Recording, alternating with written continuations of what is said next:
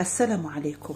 واد مسعد بولاية الجلفة جرف سيارة فيها شابين من عين الملح، وبعد عملية البحث المتواصلة من طرف أعوان الحماية المدنية تم العثور على جثث الشابين الذي جرفهما واد مسعد، وهذا بعدما شهد هذا الوادي ارتفاع مسوب للمياه بعد الأمطار الطوفانية التي تساقطت على ولاية الجلفة.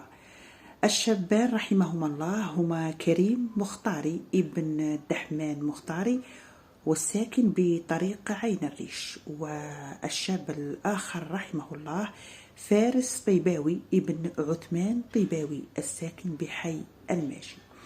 فاللهم ارحمهما واغفر لهما وثبتهما عند السؤال، وارزق أهاليهما وذويهما الصبر والسلوان، واربط على قلوب أهلهم.